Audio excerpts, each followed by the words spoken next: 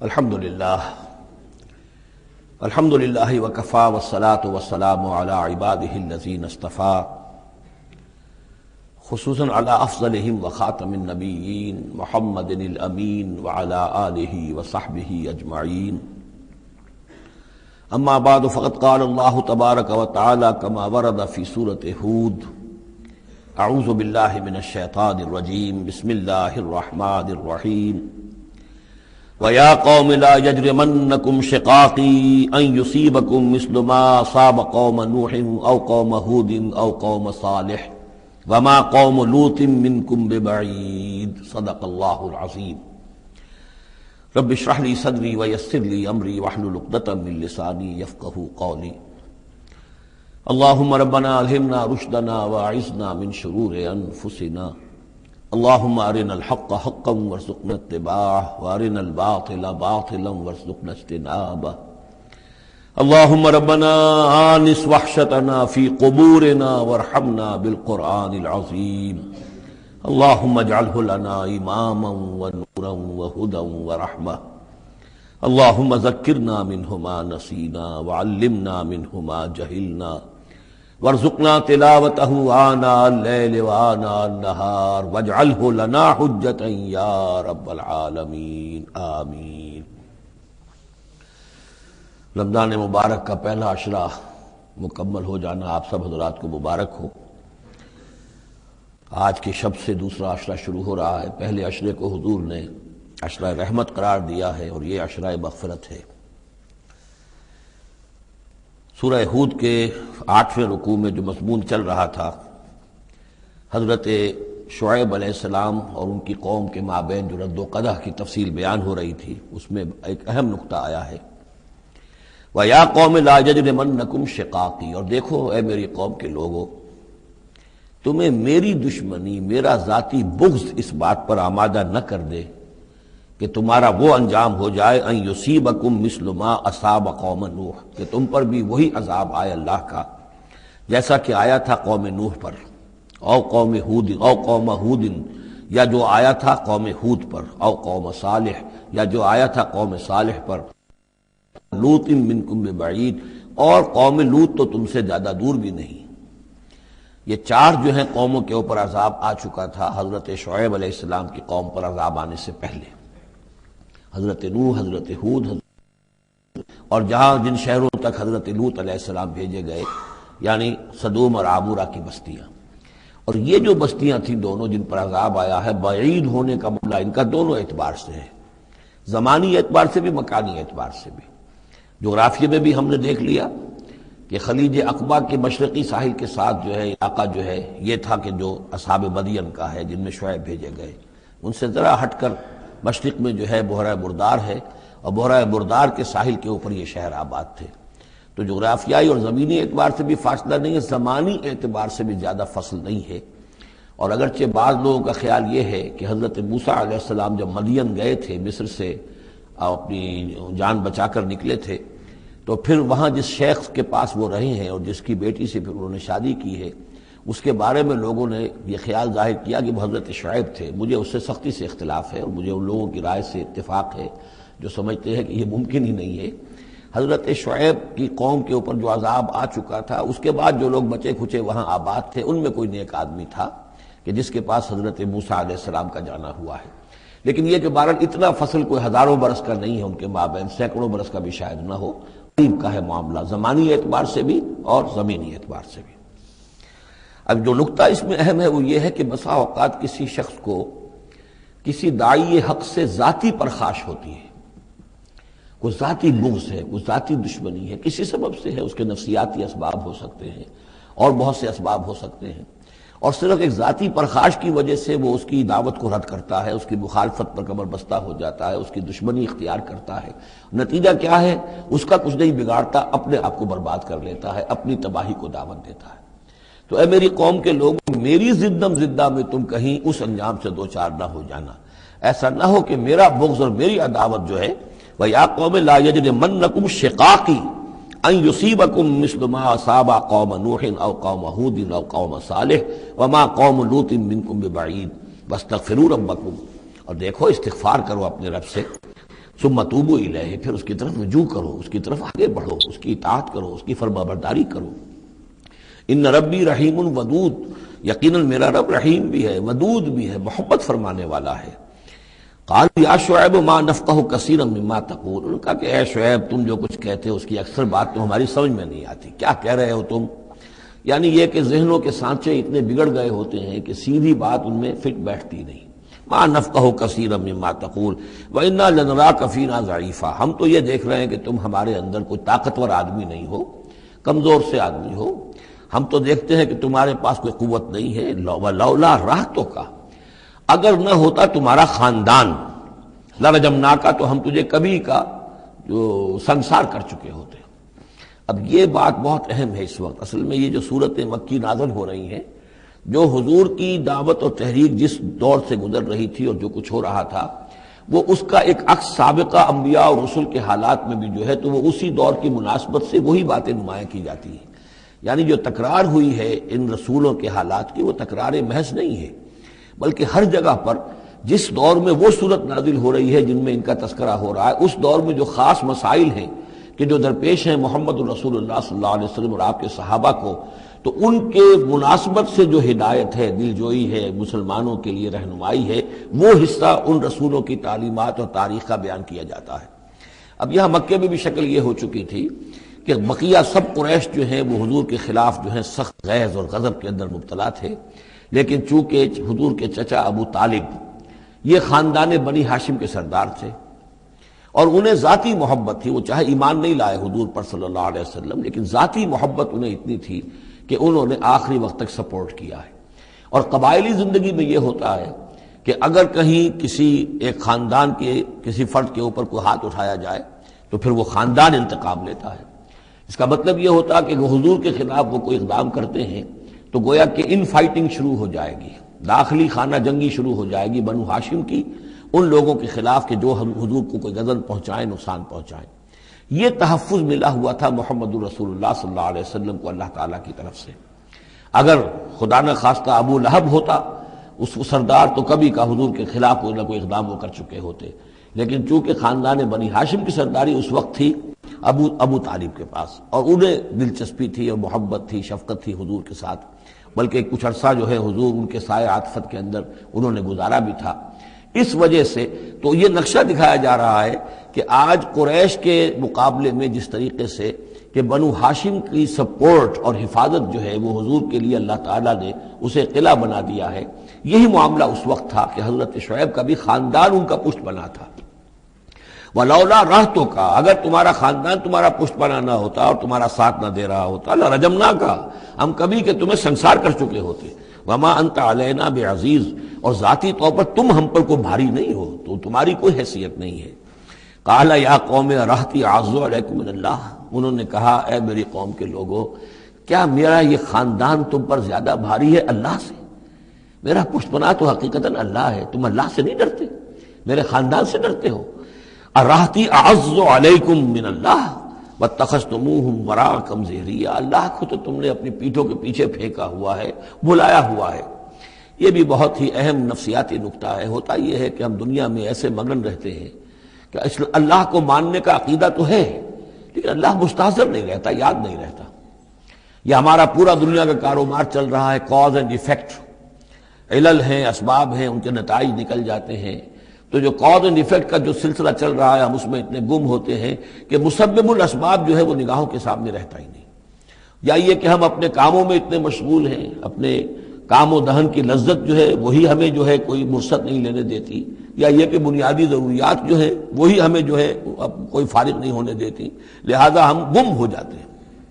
کافر کی یہ پہچان کہ آفاق میں گم ہے، اور مومن کی یہ پہچان کہ گم اس میں ہے آفاق۔ لیکن یہ کافر کا معاملہ کیا ہوتا ہے؟ اللہ کو مانتے تو وہ بھی تھے، مانتے تھے مشرکین مکہ بھی، مانتے تو سب تھے اللہ کو، لیکن یہ کہ اللہ کو تو انہوں نے اوجھل کیا ہوا تھا، آنکھ اوجھل پہاڑ اوجھل۔ تم اللہ سے نہیں ڈرتے، میرے خاندان سے ڈرتے ہو۔ وَاتَّخَذْتُمُوهُ وَرَاءَكُمْ ظِهْرِيًّا، اللہ کو تو تم نے اپنی پیٹھوں کے پیچھے پھینکا ہوا ہے، یعنی اسے تو نسیم منسیہ کیا ہوا ہے، اس کی طرف تمہارا ذہن ہی نہیں ہے۔ ان ربی بما تعملون محیط، جبکہ میرا رب جو کچھ کہ تم کر رہے ہو اس کا احاطہ کیے ہوئے، تمہارا گھیراؤ کیے ہوئے اللہ، تم اس کی گرفت سے نکل کر نہیں جا سکتے ہو۔ یا قوم اعملوا علی مکانتکم انی عامل، اور اے میری قوم کے لوگوں کرو جو کچھ کر سکتے ہو اپنی جگہ پر، میرے خلاف جو کر سکتے ہو، جو ریشہ دوانیاں کر سکتے ہو، جو اقدام کر سکتے ہو۔ یہ چیلنجنگ انداز جو ہے ان آخری صورتوں میں آپ کو نظر آ رہا ہے، سورہ نام سے چلا آ رہا ہے، اس لیے کہ وہ کشاکش جو تھی حق و باطل کی وہ اس انتہا کو پہنچ چکی تھی کہ اب حضور صلی اللہ علیہ وسلم کی طبیعت کے اندر بھی وہ بیزاری پیدا ہو چکی تھی۔ اب جو کچھ تم کر سکتے ہو کر لو، انی عامل، اپنا سا جو میں کر سکتا ہوں میں کر رہا ہوں، جو کوشش مجھ سے بن آ رہی ہے میں کر رہا ہوں۔ سوف تعلمون، ان قریب تم جان لو گے، من یاتی ہے عذاب یخزیہ، کون ہے وہ جس پر وہ عذاب آئے گا جو اسے رسوا کر دے گا، ومن ہوا کاذب، اور کون ہے وہ جو جھوٹا ہے، میں جھوٹا ہوں یا تم جھوٹے ہو۔ وارتقبوا انی معکم رقیب، تاکتے رہو، انتظار کرو، میں بھی تمہارے ساتھ اب تاک رہا ہوں، منتظر ہوں۔ ولما جاء امرنا، جب ہمارا حکم آ گیا، نجینا شعیبا، ہم نے نجات دے دی شعیب کو، والذین آمنوا معہ، اور ان کو کہ جو اس کے ساتھ ایمان لائے تھے، برحمت منا، اپنی جانب سے رحمت کے ذریعے، واخذت الذین ظلموا الصیحۃ، اور جو یہ ظالم تھے، گناہ گار تھے، مشرک تھے اور کافر تھے، انہیں آ پکڑا ایک بہت بڑی کڑک نے، فاصبحوا فی دیارہم جاثمین، تو وہ اپنے اپنے گھروں میں اور اپنے ولاز میں اور اپنی کوٹھیوں میں، اپنی حویلیوں میں اوندھے پڑے رہ گئے۔ کأن لم یغنوا فیہا، ایسے ہو گئے جیسے وہ کہیں آباد تھے ہی نہیں۔ الا بعدا لمدین، آگاہ ہو جاؤ، پھٹکار ہے مدین پر، کما بعدت ثمود، جیسے کہ ثمود پر پھٹکار ہوئی۔ وَلَقَدْ أَرْسَلْنَا مُوسَىٰ بِآيَاتِنَا، میں نے عرض کیا تھا کہ اس سورہ مبارکہ میں حضرت موسیٰ کا بس ذکر آئے گا تھوڑا سا جو آ رہا ہے اب، ورنہ یہ 6 رکوع ختم ہوئے انبیاء و رسل کے، ان میں سے 2 رکوع جو تھے وہ حضرت نوح علیہ السلام کے حالات پر مشتمل تھے، اور باقی سب کے لیے ایک ایک رکوع آیا ہے۔ وَلَقَدْ أَرْسَلْنَا مُوسَىٰ بِآيَاتِنَا وَسُلْطَانٍ مُّبِينٍ إِلَىٰ فِرْعَوْنَ وَمَلَئِهِ، اور ہم نے بھیجا موسیٰ کو اپنی آیات کے ساتھ اور واضح سند دے کر فرعون اور اس کے سرداروں کے پاس، فَاتَّبَعُوا أَمْرَ فِرْعَوْنَ، لیکن ان بدبختوں نے فرعون ہی کی پیروی کی، اسی کے حکم کو مانا، اسی کی بات پر چلے۔ وما امر فرعون برشید، حالانکہ وہ فرعون کا معاملہ جو ہے وہ کوئی کامیابی والی راہ نہیں تھی، ہدایت والی راہ نہیں تھی۔ یقدم قومہ یوم القیامہ، اب قیامت کے دن وہ آئے گا آگے آگے چلتا ہوا، اپنی قوم کی قیادت کرتے ہوئے آئے گا، آگے آگے آئے گا۔ یوم القیامت، پیچھے پیچھے اس کی قوم آ رہی ہوگی، فَأَوْرَدَهُمُ النَّارَ، اور پھر وہ لا کر آگ کے گھاٹ پر انہیں اتار دے گا، جہنم تک پہنچا دے گا۔ وَبِئْسَ الْوِرْدُ الْمَوْرُودُ، اور وہ بہت ہی برا گھاٹ ہے جس پر اترا جائے۔ جیسے کوئی پانی پینے کے لیے جانور آتے ہیں، ان کا کوئی سردار جو ہے وہ آگے آگے آ رہا ہو، سب گھاٹ پر وہ اپنے پھر پورے قافلے کو لے آتا ہے، اسی طریقے سے یہ جہنم کے گھاٹ پر، اس آگ کے گھاٹ پر لا اتارے گا فرعون اپنی قوم کو۔ وَأُتْبِعُوا فِي هَٰذِهِ لَعْنَةً، اور اس دنیا میں بھی ان پر لعنت جو ہے ان کے پیچھے لگا دی گئی۔ وَيَوْمَ الْقِيَامَةِ، اور قیامت کے دن بھی، بِئْسَ الرِّفْدُ الْمَرْفُودُ، برا ہے وہ انعام جو ان کو ملنے والا ہے۔ ذَلِكَ مِنْ أَنبَاءِ الْقُرَىٰ، یہ ہیں ان بڑی بڑی بستیوں اور بڑے ملکوں کے اہم خبریں، نَقُصُّهَا عَلَيْكَ، جو کہ ہم آپ کو سنا رہے ہیں، بیان کر رہے ہیں آپ پر۔ منہا قائم و حسید، ان میں سے ایسی بھی ہیں جو ابھی قائم ہیں، موجود ہیں، اور ایسی بھی ہیں کہ جو بالکل ختم ہو گئی، معدوم ہو گئی۔ حسید کا لفظ اصل میں آتا ہے کھیتی کے لیے، جبکہ فصل کاٹ دی جائے، فصل کٹ گئی ہو تو جو منظر نظر آتا ہے وہاں پر جو ویرانی ہوتی ہے۔ تو بعض مقامات تو ایسے ہیں جہاں یہ قومیں آباد تھیں تو اب ان کا نام و نشان تک نہیں رہا، جیسے کہ قوم عاد کہاں تھی، اب ان کا نام و نشان نہیں، اگرچہ ابھی حال ہی میں سیٹلائٹ کے ذریعے سے ان کا جو شہر ہے اور شداد کی جو جنت تھی اس کے آثار مل گئے ہیں، لیکن یہ کہ وہ زیر زمین ہے، سطح زمین کے اوپر ان کا کوئی نام و نشان نہیں۔ لیکن یہ کہ جیسے سمود کے مسکن جو ہے وہ بھی موجود ہیں، منہا قائم و حسید۔ وما ظلمناہم ولکن ظلموا انفسہم، اور ہم نے ان پر کوئی ظلم نہیں کیا، انہوں نے اپنی جانوں پر خود ظلم اٹھایا۔ فما اغنت عنہم آلہتہم التی یدعون من دون اللہ، تو کچھ کام نہ آ سکے اور کچھ بچا نہ سکے انہیں ان کے وہ آلہہ، وہ معبود کہ جنہیں وہ پکارا کرتے تھے اللہ کے سوا، من شیء، کچھ بھی۔ لما جاء امر ربک، جب تیرے رب کا حکم آ گیا، وما زادوہم غیر تتبیب، اور انہوں نے کچھ اضافہ نہیں کیا ان کے حق میں مگر تباہی اور بربادی کا۔ وَكَذَلِكَ أَخْذُ رَبِّكَ إِذَا أَخَذَ الْقُرَىٰ، اور ایسے ہی ہوتی ہے پکڑ آپ کے رب کی اے نبی جب وہ پکڑتا ہے بستیوں کو،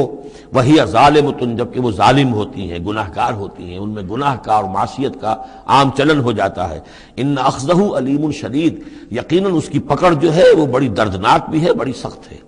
جیسے کہ آخری پارے میں ان بطش ربک لشدید۔ ان فی ذلک لآیۃ لمن خاف عذاب الآخرہ، یقیناً اس میں نشانی ہے ان کے لیے کہ جو آخرت کے عذاب سے ڈرتے ہوں۔ ذالک یوم مجموع لہ الناس، وہ دن ہے کہ جس کے لیے لوگوں کو لامحالہ جمع کیا جائے گا۔ وذالک یوم مشہود، اور وہ دن ہے پیشی کا، سب کو پیش ہونا ہے۔ وما نؤخرہ الی اجل معدود، اور ہم اسے ایک وقت معین تک کے لیے مؤخر کیے ہوئے ہیں، ایک وقت معین ہے اس کا، معدود ہے، گنتی کی گئی ہے اس کی، یہ نہیں ہے کہ کبھی نہیں آئے گا، آئے گا وہ دن۔ یوم یاتی، جس دن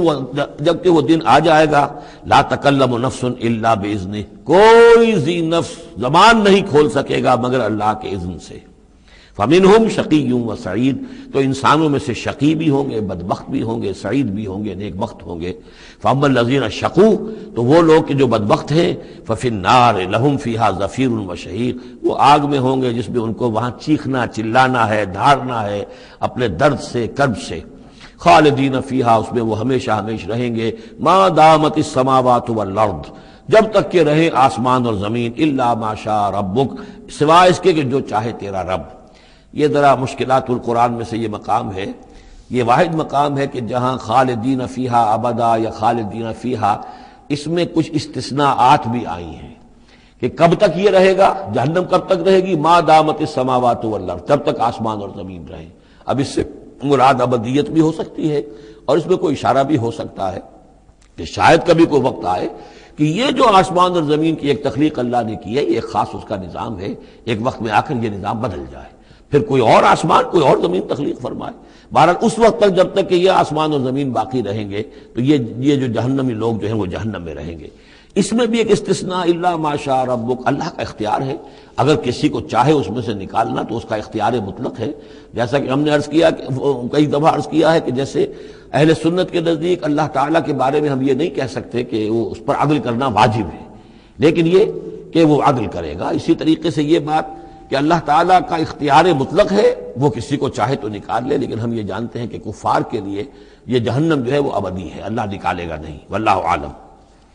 ان ربک فعال لما یرید، یقیناً آپ کا رب جو ہے جو ارادہ کر لے اس کو کر گزرنے والا ہے۔ واما الذین سعدوا، اور جو لوگ نیک بخت ثابت ہوں گے، ففی الجنۃ خالدین فیہا، اور وہ جنت میں رہیں گے ہمیشہ ہمیش، ما دامت السماوات والارض، جب تک رہے آسمان اور زمین۔ الا ما شاء ربک،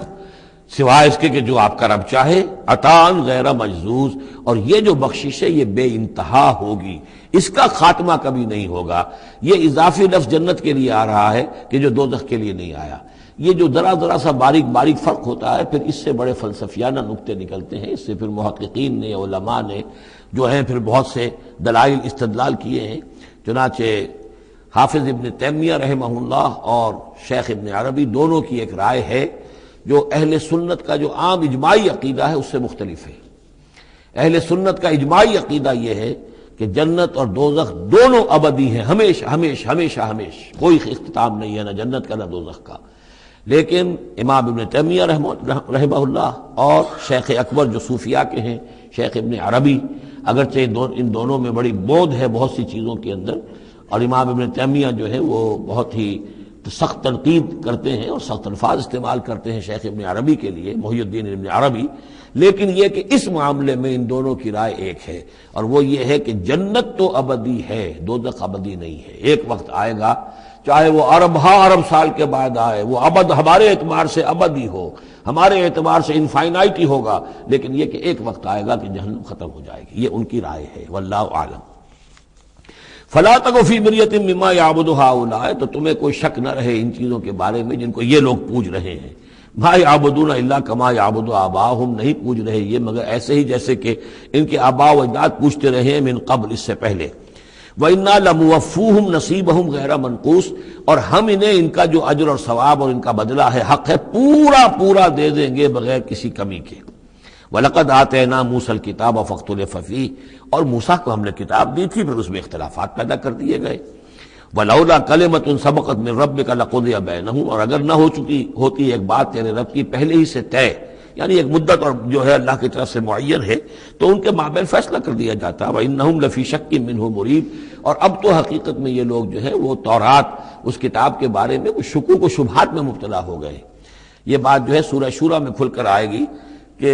رسولوں کے کو جو کتابیں دی جاتی ہیں ان کے وارث بنتی ہے پھر ان کی امت، اور جب یہ اس امت کے اندر جب زوال آتا ہے، اضمحلال آتا ہے، بے عملی آتی ہے، تو اس بے عملی کے نتیجے میں پھر ایک نتیجہ یہ نکلتا ہے کہ پھر کتاب کے بارے میں بھی یقین پورا ان کے اندر نہیں رہتا کہ یہ واقعتاً اللہ کی کتاب ہے، بلکہ اس کے بارے میں بھی ان کے اندر شکوک و شبہات پیدا ہو جاتے ہیں۔ وَإِنَّ كُلًّا لَمَّا لَيُوَفِّيَنَّهُمْ رَبُّكَ أَعْمَالَهُمْ، اور لازماً یہ جتنے بھی لوگ ہیں ان سب کو اے نبی آپ کا پروردگار ان کے اعمال کا پورا پورا اجر دے گا، بدلہ دے گا۔ اِنَّهُ بِمَا يَعْمَلُونَ خَبِيرٌ، جو کچھ یہ کر رہے ہیں وہ اس سے باخبر ہے۔ فَاسْتَقِمْ كَمَا أُمِرْتَ وَمَنْ تَابَ مَعَكَ، تو اے نبی آپ ڈٹے رہیے جیسا کہ آپ کو حکم ہوا ہے،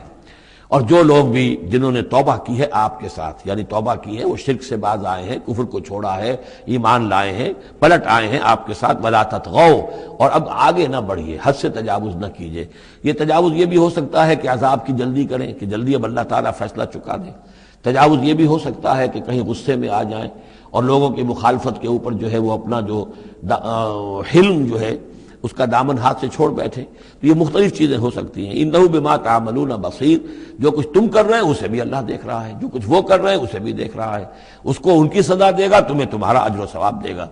وَلَا تَرْكَنُوا إِلَى الَّذِينَ ظَلَمُوا، اور دیکھو ان ظالموں کی طرف کوئی جھکاؤ پیدا نہ ہو جائے تمہارے اندر، رشتہ داری کی وجہ سے، دوستی کی وجہ سے، تمہاری ان کے ساتھ جو پرانے مراسم چلے آ رہے ہیں، اگر کہیں اس کی وجہ سے تم ان کی طرف جھک جاؤ گے فَتَمَسَّكُمُ النَّارُ، تو تمہیں بھی آگ پکڑ لے گی۔ وَمَا لَكُم مِّن دُونِ اللَّهِ مِنْ أَوْلِيَاءَ، اور پھر تمہیں اللہ سے بچانے والے کوئی حمایتی نہیں ہوں گے، ثُمَّ لَا تُنصَرُونَ، پھر تمہاری مدد نہیں کی جائے گی۔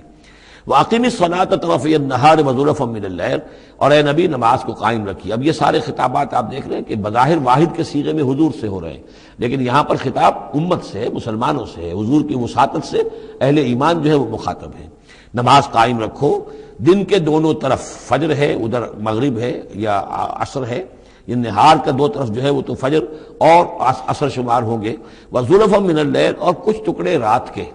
اب مغرب عشاء کو بھی ہم شمار کر سکتے ہیں رات میں، تو اس طریقے سے یہ مختلف شروع میں جیسے اوقات آئے ہیں تو ان میں ابھی پوری طریقے سے 5 نمازوں کا نظام نہیں تھا، وہ تو سن 11 نبوی میں جبکہ یہ معراج ہوئی ہے اس وقت پھر 5 نمازوں کا نظام آیا ہے، ورنہ پورے مکی دور کے 10 برس بلکہ 10.5 برس تک وہ نمازوں کا نظام ایسا ہی تھا کہ کبھی صبح شام کی بات کہہ دی ہے، صبح شام کرو، اور یا یہ کہ سورہ بنی اسرائیل میں بھی ایک بات آ جائے گی وہ وہاں پڑھیں گے۔ وَأَقِمِ الصَّلَاةَ طَرَفَيَ النَّهَارِ وَزُلَفًا مِّنَ اللَّيْلِ إِنَّ الْحَسَنَاتِ يُذْهِبْنَ السَّيِّئَاتِ، یقیناً نیکیاں بدیوں کو دور کر دیتی ہیں۔ ذَلِكَ ذِكْرَىٰ لِلذَّاكِرِينَ، اور یہ یاد دہانی ہے یاد رکھنے والوں کے لیے۔ وَاصْبِرْ فَإِنَّ اللَّهَ لَا يُضِيعُ أَجْرَ الْمُحْسِنِينَ، اور صبر کیجئے، اور اللہ تعالیٰ محسنین کا، نیکی کرنے والوں کے صبر کو ضائع نہیں کرتا۔ فَلَوْلَا كَانَ مِنَ الْقُرُونِ مِنْ قَبْلِكُمْ أُولُو بَقِيَّةٍ، تو کیوں نہ ایسا ہوا کہ ہوتے ان قوموں میں جو تم سے پہلے تھی ایسے اولو بقیہ ہوتے، ایسے حق کے علمبردار ہوتے، ینہون عن الفساد فی الارض، کہ جو لوگوں کو اپنی اپنی قوموں کو روکتے رہتے زمین میں فساد مچانے سے، الا قلیلا ممن انجینا منہم، سوائے اس کے کہ کچھ کم ہوئے، بہت تھوڑے لوگ ہوئے جن میں سے کہ ہم نے بچا لیا۔ یعنی جو لوگ بھی نہیں منکر کرتے رہے، روکتے رہے، بدی سے روکتے رہے، کفر سے روکتے رہے، شرک سے روکتے رہے، ان کے بارے میں بار بار یہ بات آ رہی ہے کہ اللہ تعالیٰ ان کو بچا لیتا ہے۔ وَاتَّبَعَ الَّذِينَ ظَلَمُوا مَا أُتْرِفُوا فِيهِ، اور وہ لوگ کہ جنہوں نے گناہ کی روش اختیار کی، وہ تو انہوں نے پیروی کی اپنی اسی چیزوں کی جس میں کہ ان کو ساز و سامان دیا گیا تھا، عیش جو ان کو دے دیا گیا تھا، کانوا مجرمین وکانوا مجرمین، اور یقیناً وہ مجرم تھے۔ وما كان ربك ليهلك القرى بظلم، اور آپ کا رب بستیوں کو ظلم کے ساتھ ہلاک کرنے والا نہیں ہے کہ بغیر ان کی یعنی خرابی کے اعمال کے، بغیر ان کے جرائم کے ان کو ایسے ہی ہلاک کر دیتا۔ وما كان ربك ليهلك القرى بظلم واهلها مصلحون، جبکہ اس میں بسنے والے لوگ جو ہیں وہ مصلح ہوں، اچھے کردار کے لوگ ہوں، اصلاح کرنے والے ہوں، صالح ہوں۔ وَلَوْ شَاءَ رَبُّكَ لَجَعَلَ النَّاسَ أُمَّةً وَاحِدَةً، اور اگر اللہ چاہتا، آپ کا رب چاہتا تو تمام نوع انسانی کو ایک ہی امت بنا دیتا۔ وَلَا يَزَالُونَ مُخْتَلِفِينَ، لیکن نہیں، یہ اختلاف کرتے ہی رہیں گے، انسانوں میں اختلاف ہمیشہ باقی رہے گا، صرف فرق یہ ہے کہ اختلاف کو ایک حد تک رکھا جائے، تفرقہ نہ ہو جائے۔ اختلاف ہے، ایک رائے میری، ایک رائے آپ کی ہے، ٹھیک ہے، آپ کی رائے، آپ کے پاس یہ دلائل ہیں، آپ کا دل اس پر ٹھک گیا ہے، آپ اس پر عمل کیجئے۔ میرے پاس یہ دلیل ہے، میرا دل اس پر ٹھکتا ہے، میں اس حدیث کو زیادہ قوی سمجھتا ہوں، آپ نے اس کو زیادہ جو ہے مضبوط سمجھا ہے، کوئی حرج نہیں۔ میں بھی قرآن و سنت سے استدلال کر رہا ہوں، آپ بھی قرآن و سنت سے استدلال کر رہے ہیں، امام ابو حنیفہ نے بھی کیا ہے تو وہیں سے استدلال کیا ہے، امام شافعی نے بھی کیا، تو اختلاف ہے۔ تفرقہ نہ ہو کہ تم اور من دیگرم تو دیگری، میں اور ہوں تم اور ہو، یہ تفرقہ جو ہے وہ کفر ہے۔ لیکن اختلاف لا یزالون مختلفین،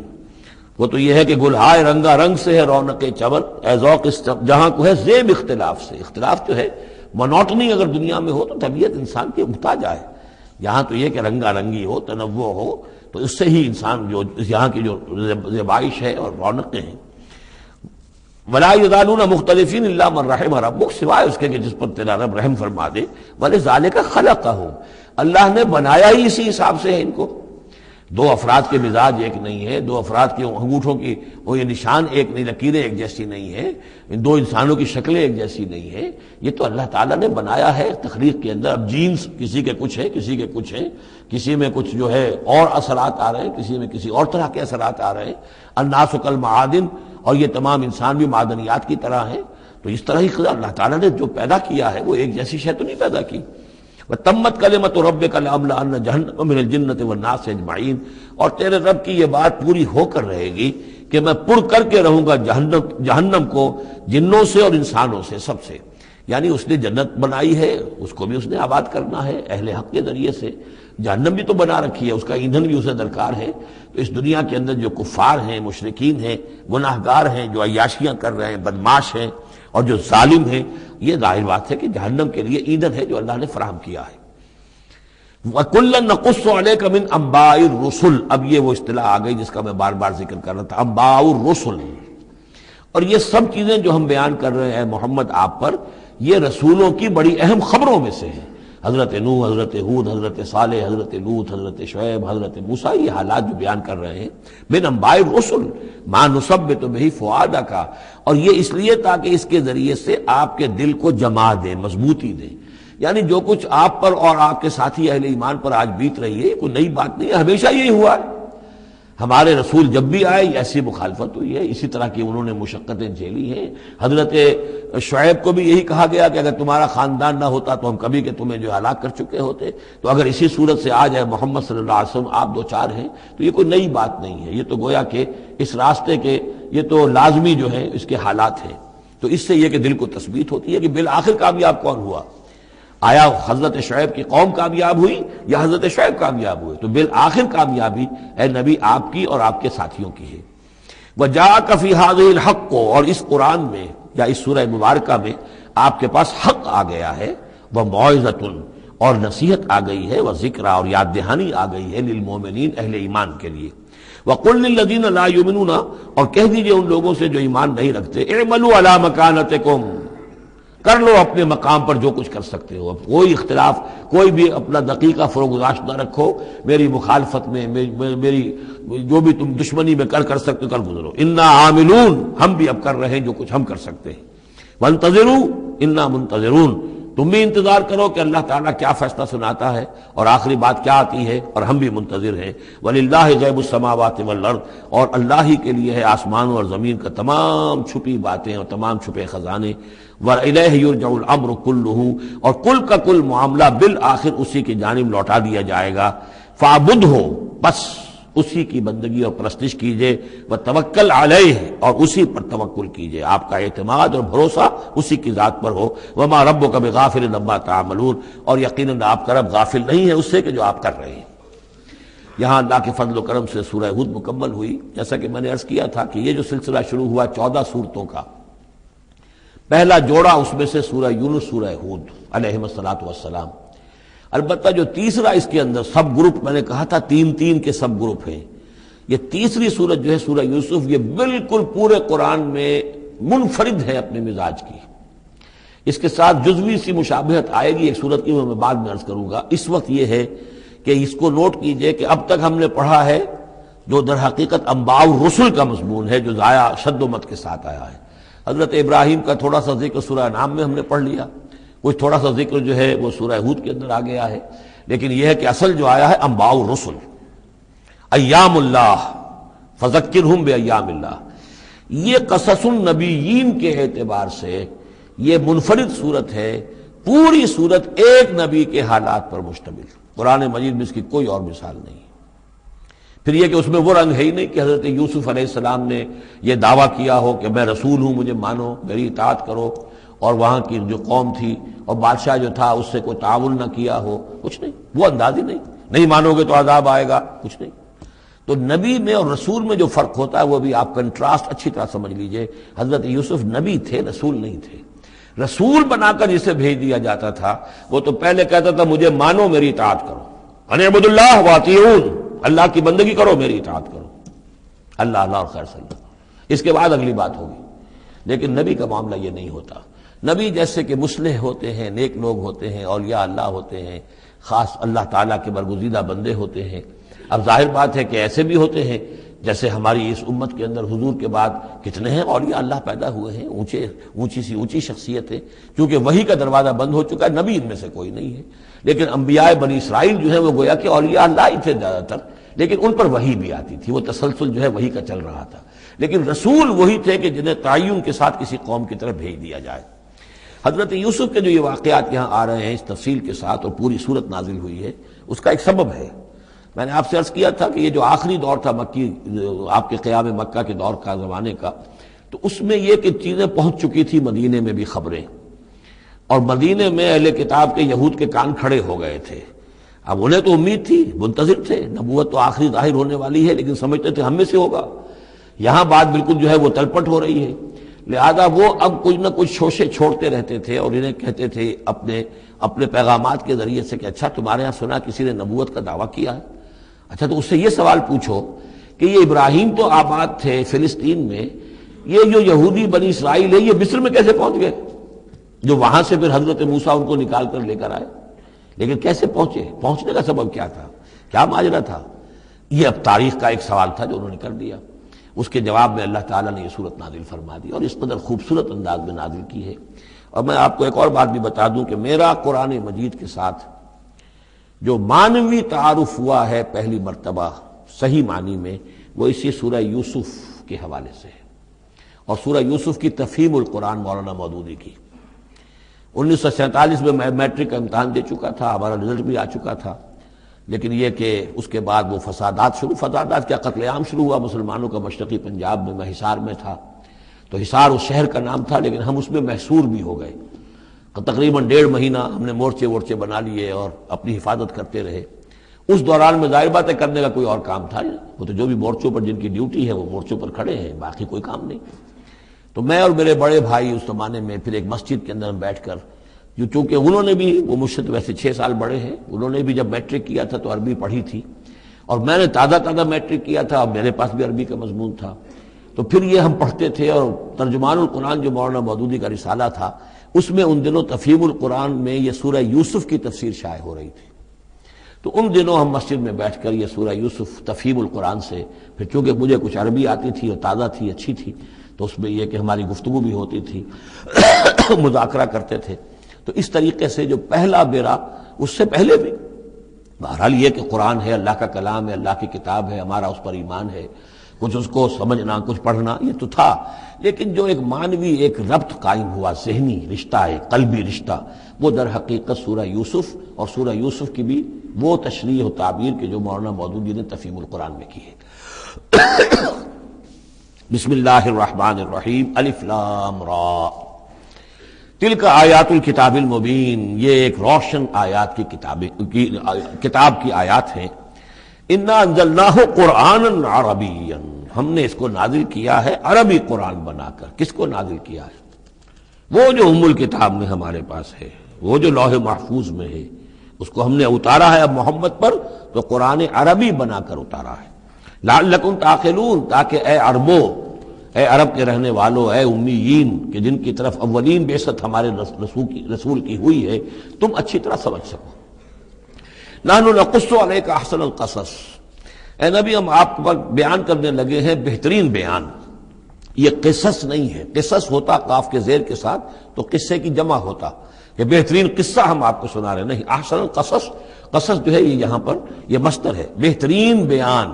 ہم آپ کے سامنے بہترین بیان پیش کر رہے ہیں، بما اوحینا الیک ھذا القرآن، اس قرآن کے ساتھ جو ہم نے آپ کی طرف وحی کیا ہے۔ وَإِن كُنتَ مِن قَبْلِهِ لَمِنَ الْغَافِلِينَ، اور یقیناً آپ اس سے پہلے، اس قرآن میں اس قصے کے آنے سے پہلے، قرآن میں اس بیان کی آمد سے پہلے، وحی سے پہلے آپ یقیناً بالکل ناواقف تھے، غافل تھے، آپ کو کچھ معلوم نہیں تھا کہ یہ حضرت یوسف کیسے وہاں پہنچے اور بنی اسرائیل کیسے پہنچ گئے۔ اس قال یوسف لأبیہ، حضرت یعقوب علیہ السلام کے ایک تو بڑی بیوی تھی، ان سے 10 بیٹے تھے، بڑے تھے، جوان تھے، پھر ایک چھوٹی بیوی تھی، ان سے یہ 2 بیٹے تھے، یوسف بڑے ان میں سے اور بنیامین چھوٹے، 12 بیٹے تھے ان کے یہ۔ اس قال یوسف لأبیہ، یاد کرو جب کہ کہا تھا یوسف نے اپنے والد سے، حضرت یعقوب سے، یا ابت، ابا جان، انی رأیت 11 کوکبا، میں نے دیکھا ہے 11 ستارے، والشمس والقمر، اور سورج اور چاند، رأیتہم لی ساجدین، کہ وہ مجھے سجدہ کر رہے ہیں، میرے سامنے جو ہے سجدے میں ہیں۔ قال یا بنی لا تقصص رؤیاک علی اخوتک، حضرت یعقوب علیہ السلام نے اس بات کو سمجھ لیا کہ یہ 11 بھائی اور یہ میں ماں باپ، ہمارا کوئی خاص معاملہ ہونے والا اس بیٹے کے ساتھ، اور اللہ تعالیٰ اس بیٹے کی کوئی خاص فضیلت ظاہر کرنے والا ہے، لہذا فرمایا کہ یہ اپنا بیان لا تقصص رؤیاک علی اخوتک، اپنے بھائیوں کے سامنے بیان نہ کر دینا، فیکیدوا لک کیدا، تو وہ تمہارے خلاف کو سازش کریں گے، اس لیے کہ ان میں پھر حسد کی آگ بھڑک اٹھے گی، اور وہ سوچیں گے کہ اللہ تعالیٰ نے یہ فضیلت اگر کوئی رکھی تو ہماری بجائے وہ اس یوسف کے لیے رکھی ہے، تو اس سے کہ تمہیں کوئی غضب پہنچ جائے گا۔ ان شیطان للانسان عدو مبین، یقیناً شیطان تو انسان کا کھلا دشمن ہے ہی۔ وَكَذَلِكَ يَجْتَبِيكَ رَبُّكَ وَيُعَلِّمُكَ مِن تَأْوِيلِ الْأَحَادِيثِ، اور اسی طریقے سے تمہارا رب جو ہے تمہیں پسند کر لے گا، چن لے گا، یعنی نبوت کے لیے اب معلوم ہوتا ہے کہ میرے بیٹوں میں سے اللہ نے تمہیں چن لیا ہے، یہ معلوم ہوتا ہے۔ كَذَلِكَ يَجْتَبِيكَ رَبُّكَ، اسی طرح اللہ چن لے گا، برگزیدہ کرے گا تجھے۔ وَيُعَلِّمُكَ مِن تَأْوِيلِ الْأَحَادِيثِ، اور تمہیں سکھائے گا تعویل الاحادیث۔ اس کے 2 معنی ہیں، ایک تو یہ کہ خواب کی تعبیر کرنا،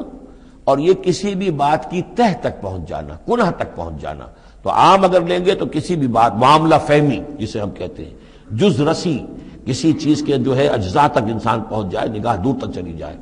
وہ بھی، اور یہ کہ اس کو تعویل الاحادیث جو ہے یہ خاص طور پر خوابوں کے لیے بھی ہے۔ وَيُتِمُّ نِعْمَتَهُ عَلَيْكَ، اور اتمام فرمائے گا اپنی نعمت کا تجھ پر، وعلی آل یعقوب، اور تمام آل یعقوب پر، کما اتمھا علی ابویک، جیسے کہ اس نعمت کا اس نے اتمام فرمایا تیرے آباء و اجداد پر، من قبل پہلے، ابراہیم و اسحاق، ابراہیم اور اسحاق پر، یعنی اسحاق تمہارے دادا اور ابراہیم تمہارے پردادا۔ اپنا نام انہوں نے نہیں لیا، ظاہر بات ہے کہ وہ خود اپنا ذکر کیسے کرتے۔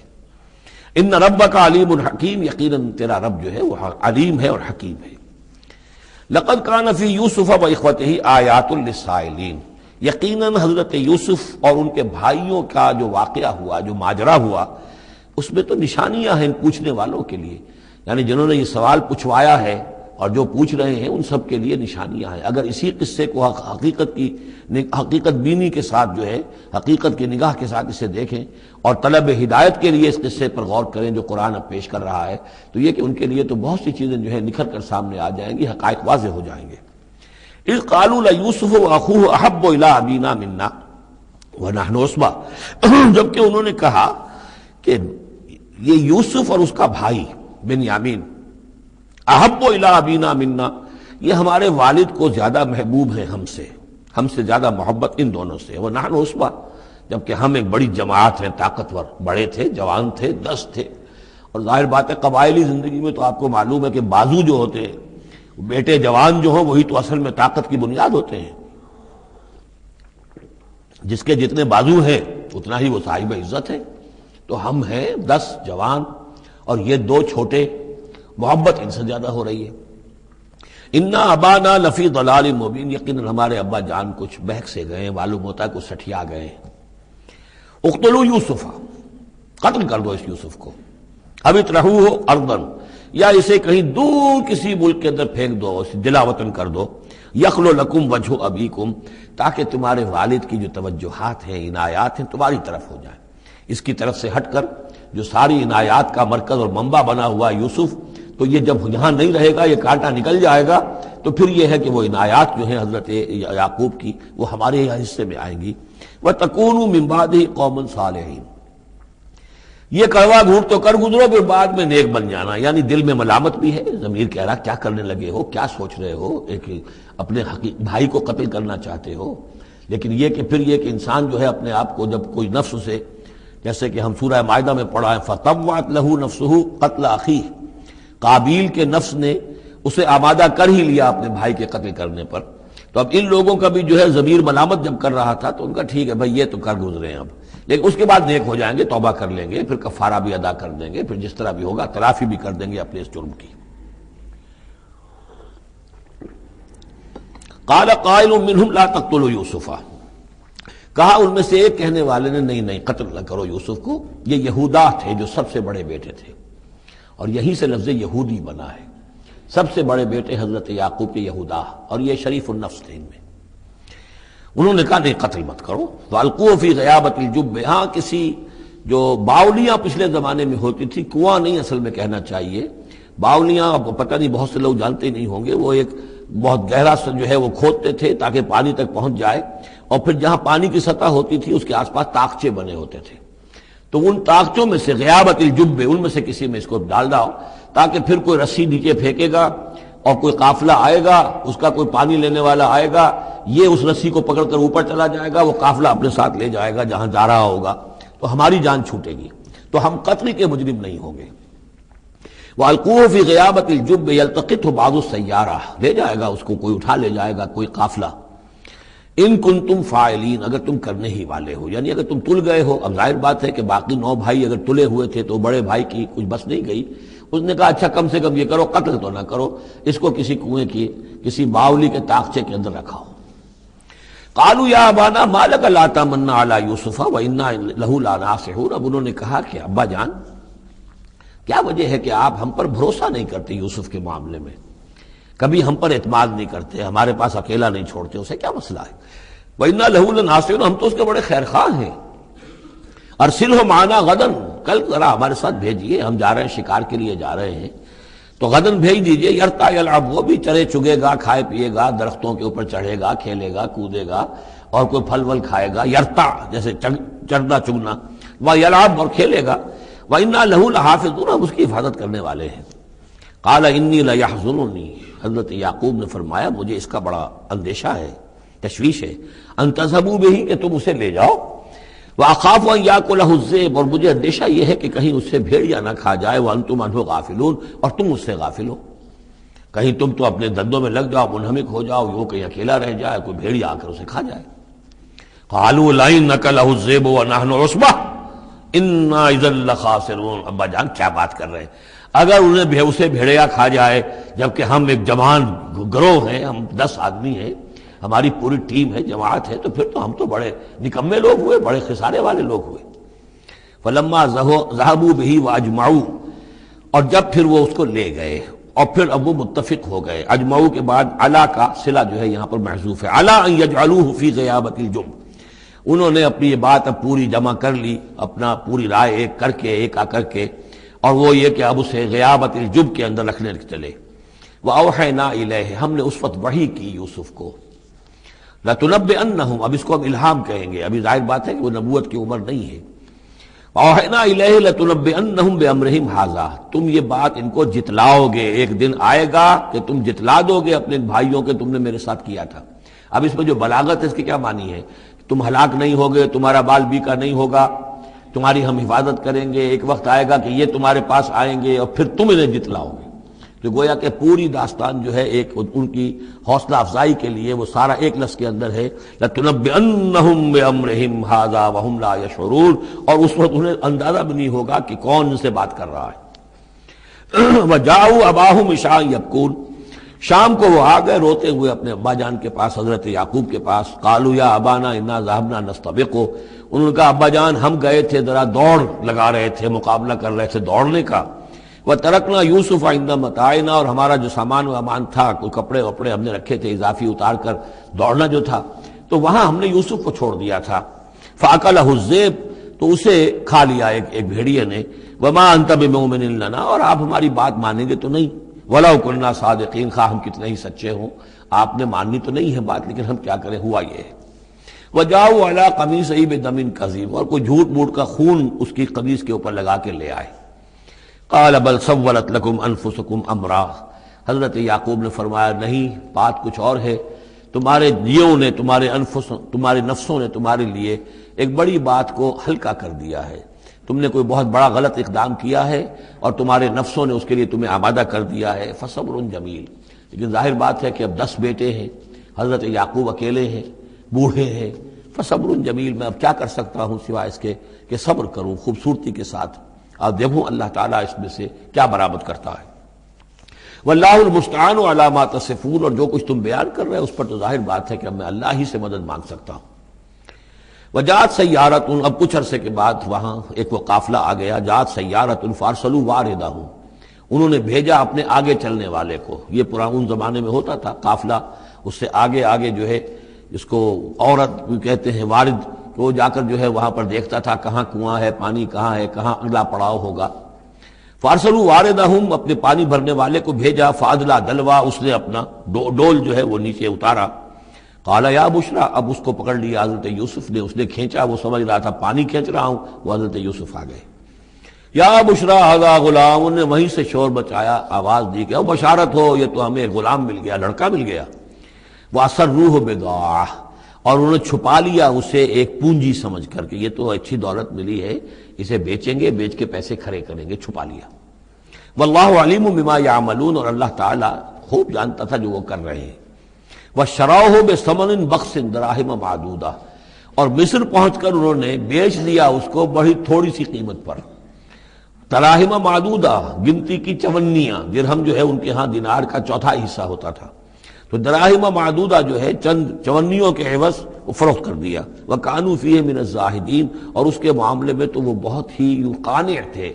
یعنی چونکہ اگر تو کسی کی انویسٹمنٹ ہوئی ہو، 1000-2000 کا خریدا ہو، تب تو آدمی اس کی قیمت اپنے انویسٹمنٹ بھی نکالے اس میں سے اور پھر منافع بھی لینا چاہے، یہ تو مفت کا مال تھا. دوسرے یہ اندیشہ ہر وقت دھڑکا لگا ہوا تھا کہ کہیں جو ہے اس کے وارث نہ آ جائیں، تو جلد از جلد بیچ کر جو بھی ملے پیسے کھڑے کرو. وقال الذی اشتراہ من مصر، اور جس شخص نے خریدا انہیں مصر سے، مصر میں یہ تو عزیز مصر تھا، یعنی کوئی بہت بڑا افسر، بادشاہ نہیں، لیکن یہ کہ وہاں کی جو بھی ہائرارکی تھی اس کے اندر کوئی بہت اہم مقام پر. وقال الذی اشتراہ من مصر، اور جس شخص نے خریدا انہیں مصر میں، لامرأتہ، اپنی بیوی سے کہا اکرمی مثواہ، اس کو ذرا اچھے طریقے پر رکھو. عسیٰ ان ینفعنا، ہو سکتا ہے یہ ہمارے لیے نفع بخش ہو، یہ بھی ہو سکتا ہے کہ ہم اسے پھر بیچ دیں تو ہمیں دولت زیادہ مل جائے. اور نتخذہ ولدا، معلوم ہوتا ہے شاید اولاد نہیں تھی، ہم اسے اپنا بیٹا ہی بنا لیں گے. وَكَذَلِكَ مَكَّنَّا لِيُوسُفَ فِي الْأَرْضِ، اس طرح ہم نے زمین میں یوسف کے لیے تمکن، ٹھہراؤ کی جگہ پیدا کر دی. اب یہ کہ پہنچ گئے ہیں جو اس وقت کی جو متمدن ترین مملکت ہے، مصر کی مملکت ہے، اس کا ایک نظام ہے، اس میں بادشاہت ہے، اس کا پورا جو ہے اس کا آبپاشی کا نظام ہے، اس میں تمدن کے ایک گہوارے میں پہنچا دیا. اور وہاں پر بھی کسی جھونپڑے میں نہیں، کسی بہت بڑے افسر، بہت بڑے صاحب حیثیت انسان کے گھر میں پہنچا دیا. وَكَذَلِكَ مَكَّنَّا لِيُوسُفَ فِي الْأَرْضِ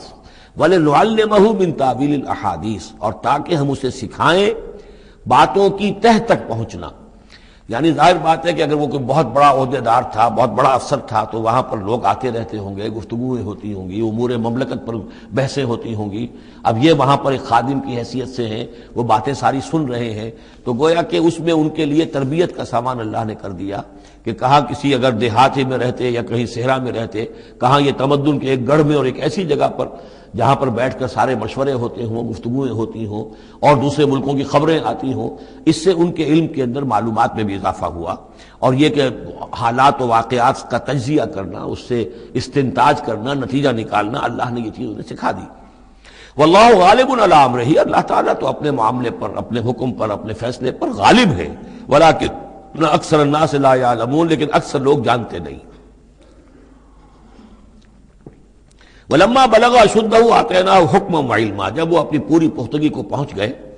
تو ہم نے انہیں حکم اور علم دونوں دیے. اس سے مراد نبوت ہے، حکمت بھی دی، علم بھی دیا. وَكَذَلِكَ نَجْزِي الْمُحْسِنِينَ، اسی طریقے سے ہم محسنین کو بدلہ دیتے ہیں، اچھا بدلہ دیتے ہیں. وَرَاوَدَتْهُ الَّتِي هُوَ فِي بَيْتِهَا، اور پھسلانے کی کوشش کی اس عورت نے جس کے گھر میں وہ تھے، وہی عزیز مصر کی بیوی، وہ ان پر فریفتہ ہو گئی. فی بیتہا عن نفسہ، ان کے جی سے پھسلانے کی کوشش کی، انہیں گناہ پر آمادہ کرنا چاہا. یہاں تک کہ وغلقت الابواب، ایک موقع پر اس نے دروازے بند کر دیے، وقالت حیت لک، اور بولی کہ جلدی کرو۔ قال معاذ اللہ، حضرت یوسف نے فرمایا اللہ کی پناہ طلب کرتا ہوں، انہ ربی احسن مثوایا، یہاں ربی دونوں طرف جا سکتا ہے، ایک تو اللہ کی طرف بھی، دوسرے یہ کہ میرا آقا، یہ لفظ جو ہے آقا کے لیے، بادشاہ کے لیے بھی اس صورت میں بار بار آیا ہے کہ میں خیانت کروں اپنے آقا کی، اس نے میرے ساتھ بہترین سلوک کیا ہے، اچھی طرح رکھا ہے، میں یہ بھی نہیں کر سکتا، اور یہ بھی ہو سکتا اللہ نے سارا بندوبست کیا ہے، اللہ ہی نے تو سارا مکننا لیوسف، تو دونوں طرف یہ لفظ جا سکتا ہے۔ معاذ اللہ انہ ربی احسن مثوایا انہ لا یفلح الظالمون، گناہ گار اور ظالم لوگ جو ہیں فلاح نہیں پایا کرتے۔ وَلَقَدْ هَمَّتْ بِهِ وَهَمَّ بِهَا، اور وہ تو ان کی طرف لپکی، یا یوں سمجھیے کہ اس نے تو ارادہ کیا اس کا، وَهَمَّ بِهَا لَوْلَا أَن رَأَىٰ بُرْهَانَ رَبِّهِ، اور وہ بھی کرتا اگر نہ دیکھ لیتا اپنے رب کی ایک دلیل، یعنی یہ کہ یوسف جوان بھی تھے، یوسف جو ہے پھر بہرحال انسان تھے، طبع بشری کی بنیاد پر ان کے اندر بھی وہ ایک داعیہ پیدا ہو سکتا تھا، لیکن اللہ تعالیٰ کا خاص انتظام یہ ہوا کہ کوئی خاص اس وقت اللہ نے انہیں اپنی ایسی نشانی دکھائی، برہان دکھائی۔ روایات میں یہ آتا ہے کہ دیوار پر حضرت یعقوب علیہ السلام کی شکل ظاہر ہوئی اور وہ انگلی سے اشارہ کر رہے تھے کہ باز رہنا، تو یہ تورات کے اندر ہے۔ تو بہرحال قرآن مجید بھی کوئی اس کی یعنی نفی نہیں ہے اس میں، بلکہ ہو سکتا ہے الرا برہان ربہ، تو یہ اللہ کی طرف سے یہ بات دکھا دی گئی ہو، یہ کوئی انہونی بات نہیں۔ اور یہ ایک بات کو وَلَقَدْ هَمَّتْ بِهِ وَهَمَّ بِهَا، تو یہاں پہ لولا الرا برہان وہ بھی بڑھتے ہیں، یعنی یہ کہ یہ چیزیں جو ہیں بہرحال جہاں تک فطرت انسانی کا تقاضا ہے اس میں ثابت قدم رہنا آسان کام نہیں ہے۔ كَذَلِكَ لِنَصْرِفَ عَنْهُ السُّوءَ، اور یہ اس لیے کہ ہم پھیر دیں اس سے بدی کا رخ، والفحشاء، اور بے حیائی کا، ہم نے خاص اہتمام کیا حضرت یوسف علیہ السلام کی عفت و عصمت کی حفاظت کی۔ انہ من عبادنا المخلصین، یقیناً وہ ہمارے بڑے مخلص بندوں میں سے تھے۔ یہ مخلص اور مخلص کا فرق نوٹ کر لیجئے، مخلص اس میں فاعل ہے، خلوص کرنے والا، اور مخلص وہ جس کو خالص کر لیا گیا ہو۔ اللہ کے مخلص بندے وہ ہیں جن کو اللہ نے اپنے لیے خالص کر لیا، تو یہ اللہ کے خاص بندے، چہیتے بندے مخلص ہیں جنہیں اللہ نے اپنے لیے خالص کر لیا ہے۔ واستبق الباب، وہ دونوں دوڑے دروازے کی طرف، یعنی حضرت یوسف علیہ السلام نے اس کی نیت بری دیکھی اور دیکھا کہ وہ تلی ہوئی ہے، اس کے اوپر شیطان کا بھوت سوار ہے، تو وہ دروازے کی طرف لپکے کہ میں بھاگ جاؤں، پیچھے وہ دوڑی۔ قالت وقدت قمیصہ من دبر، اور دوڑ میں اس میں یہ ہوا کہ اس نے جو پیچھے سے پکڑنے کی کوشش کی حضرت یوسف کو، تو ان کا کرتا جو ہے اس کے ہاتھ میں آ گیا اور وہ پھٹ گیا۔ حضرت یوسف دوڑ رہے ہیں، پیچھے سے وہ کرتے کا دامن جو ہے پھٹ گیا۔ وَأَلْفَيَا سَيِّدَهَا لَدَى الْبَابِ، اور اچانک ہو سکتا ہے غیر متوقع طور پر، وقت ایسا نہ ہو عام طور پر آنے کا، اس کا جو شوہر تھا اس کو دونوں نے دیکھا کہ وہ دونوں دروازے کے اوپر وہ موجود ہے۔ پایا ان دونوں نے اس کے شوہر کو، اس کے سردار کو، اس کے آقا کو، اس کے شوہر کو لدى الباب، دروازے کے پاس۔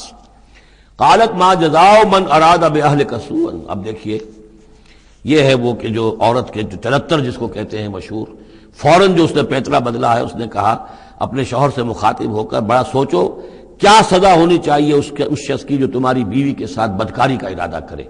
یعنی یہ کہ یہ جو یوسف ہے یہ مجھ پر گویا کہ مجرمانہ حملہ کرنا چاہتا تھا اور میں نے اپنے آپ کو بچایا ہے۔ قالت ما جزاء من اراد باهلك سوءا الا ان يسجن، اس کی سوا کیا سزا ہو سکتی ہے کہ اسے جیل میں ڈال دیا جائے، اور عذاب العلیم، یا اسے کوئی اور دردناک عذاب دیا جائے۔ اب ظاہر ہے اپنے دفاع کے لیے حضرت یوسف کو کچھ نہ کوئی بیان تو دینا تھا۔ قال هي راودتني عن نفسي، انہوں نے صاف بیان کر دیا کہ خود اس نے مجھے گناہ پر آمادہ کرنا چاہا تھا اور پھسلانا چاہا تھا مجھے میرے جی سے۔ وشهد شاهد من اهلها، اب یہ کہ وہاں کوئی اور تھا، کوئی شخص کہ جو تھا اس عورت، وہ زلیخا اس کا نام آتا ہے تورات میں، قرآن میں کہیں نہیں ہے، امراۃ العزیز تو آتا ہے، اس عزیز کی بیوی، بڑے افسر کی بیوی، لیکن یہ کہ اس کا کوئی رشتہ دار بھی وہاں آن موقع پر موجود تھا، تو اس نے قرائن کی جو گواہی ہوتی ہے، سرکمسٹانشل ایویڈنس، اس کی بات کی۔ انہوں نے کہا کہ اگر تو اس کا کرتا پھٹا ہوا ہو، شاہد شاہد من اہلہا، اس عورت کے عزیزوں رشتہ داروں میں سے گواہی دینے والے نے ایک نے گواہی دی، اگر اس کا کرتا پھٹا ہوتا سامنے سے، فصدقت، تو وہ سچی ہوتی، وہو من الکاذبین، اور یہ جھوٹا ہوتا۔ یعنی اگر کوئی مرد حملہ کر رہا ہے اور عورت اپنا تحفظ کر رہی ہے اور اس میں جو ہے کہیں کرتا پھٹتا ہے مرد کا، تو وہ سامنے کا حصہ پھٹے گا۔ وَإِنْ كَانَ قَمِيصُهُ قُدَّ مِن دُبُرٍ، اور اگر اس کی قمیص ہے پھٹی ہوئی پیچھے سے، فَكَذَبَتْ، تو وہ جھوٹی ہے، وَهُوَ مِنَ الصَّادِقِينَ، اور وہ سچا ہے۔ اب یہ بھی آپ دیجئے، کریڈٹ دیجئے بہرحال کہ اس کی عورت کے رشتہ داروں میں سے کسی نے اتنی عادلانہ بات کی ہے، اتنی حکیمانہ بات بھی کی ہے، عادلانہ بھی کی ہے اور حق کی بات کی ہے، تو معلوم ہوتا ہے کہ اس معاشرے کے اندر بھی جہاں بہت سی خرابیاں بھی تھیں، آگے آ جائیں گی وہ خرابیوں کا بھی ذکر ہے، لیکن یہ کہ بہرحال کچھ نہ کچھ اچھائیاں بھی تھیں۔